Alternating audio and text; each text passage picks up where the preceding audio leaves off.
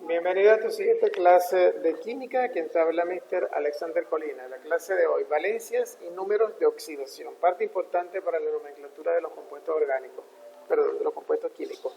El objetivo de la clase será explicar en qué consisten y cómo se determina la valencia y el número de oxidación de un elemento en un compuesto, valorando la importancia de los conceptos y su gran relevancia en la determinación de las fórmulas exactas para su formulación y nomenclatura. ¿Qué es la valencia de un elemento? La valencia es la capacidad de combinación que tiene un átomo. Esto ya te lo he dicho en varias oportunidades. Supongamos que el color azul representa un elemento de un átomo, un elemento y el naranja otro. Si entre ellos se puede establecer un enlace simple, la valencia de ellos será 1. Puede ser, vamos a hablar específicamente del compuesto que está en color azul. Si el compuesto del color azul está estableciendo dos enlaces, puede tener valencia 2. Si establece tres enlaces, independientemente de que sean simples, uno doble y uno simple, o uno solo triple, entonces tendrá valencia 3. Esto lo hemos dicho en varias oportunidades, fíjate.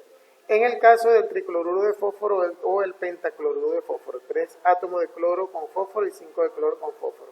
Sabemos que el cloro tiene la capacidad de compartir, o mejor dicho, de compartir un electrón y formar un enlace simple con algunos no metales como el fósforo. Pero ¿hasta cuántos cloros se pueden unir? En el fósforo sabemos que cuando dibujamos su estructura de Lewis, él puede repartir 3 de sus electrones o incluso los 5 que tiene en la última capa.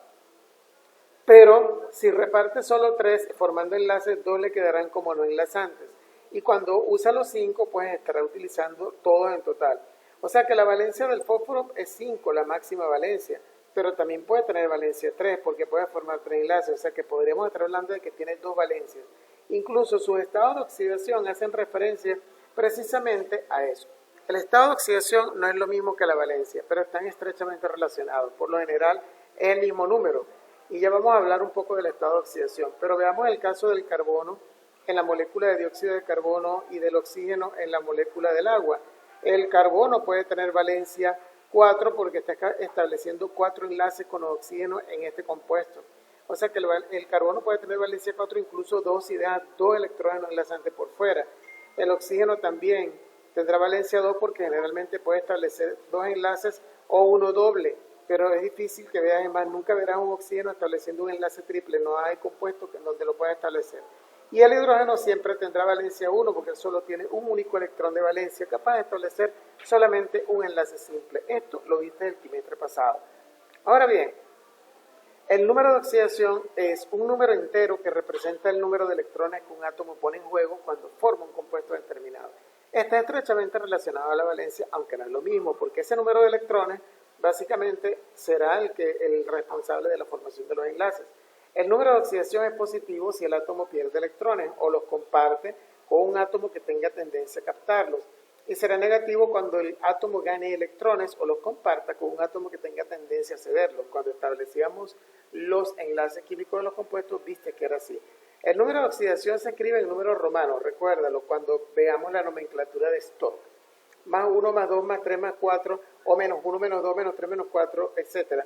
Pero también lo podemos utilizar en caracteres arábigos para referirnos a ellos, más 1, más 2, más 3, más 4, menos 1, menos 2, menos 3, menos 4, y esto facilitará los cálculos al tratarlos como números enteros, pero en la nomenclatura Stock serán en números romanos. En los iones monoatómicos, la carga eléctrica coincide con el número de oxidación.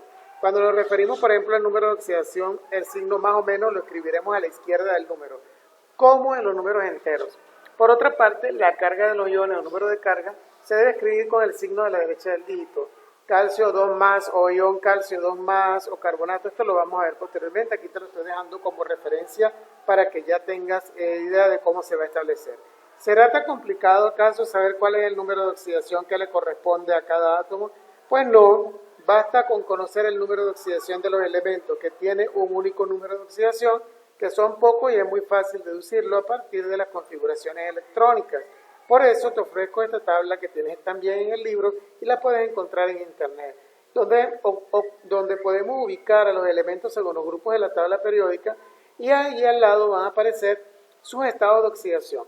Los estados de oxidación más comunes que pueden tener los compuestos, pero te voy a decir algo, generalmente coinciden con sus valencias, así que también te los puedes aprender como si fueran sus valencias. Puedes decir Valencia del hidrógeno, 1, y te olvidas del signo. Si hablamos de estado de oxidación, hablamos de más o menos, pero si hablamos de valencia, hablamos de número nada más. Valencia del litio, sodio, potasio, rubilo y cesio, 1. Valencia del berilio, magnesio, calcio, estroncio, bario, 2. Valencia del aluminio, 3. Valencia del carbono, 4. Valencia del germanio, 3 y 2. Valencia del nitrógeno, puede ser 1, 2, 3, 4, 5, pero generalmente trabaja con valencia 3, 5. Bien, entonces allí poco a poco nos vamos a ir familiarizando con estos números y es importante que de alguna manera los vayas memorizando porque te hará más rápido al momento de hacer la nomenclatura de compuestos químicos, que es uno de los principales objetivos de esta unidad. ¿Cómo determinamos los números de oxidación de los elementos o compuestos? Bueno, vamos a seguir las siguientes reglas. Los átomos de los elementos que no forman parte de un compuesto químico tienen un número de oxidación 0. Incluso cuando forman moléculas de estructuras poliatómicas como nitrógeno molecular, N2, hidrógeno molecular, H2, hierro, etc.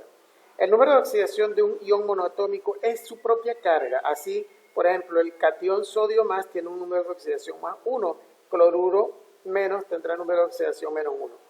El oxígeno emplea comúnmente el número de oxidación menos 2, a menos que esté formando un peróxido, que ya luego lo veremos, que trabaja con menos 1. El hidrógeno utiliza habitualmente el número de oxidación más 1. Solo en los hidruros utiliza el número de oxidación menos 1. La suma algebraica de todos los números de oxidación de los átomos que intervienen en la fórmula de una sustancia neutra debe ser siempre 0.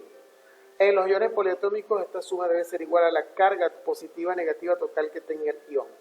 Puesto que el oxígeno y el hidrógeno forman parte de muchos compuestos, la asignación de su número de oxidación permite determinar el número de oxidación de los otros elementos del compuesto. Recordamos entonces, el número de oxidación es un número entero que representa el número de electrones que un átomo pone en juego cuando forma un compuesto determinado.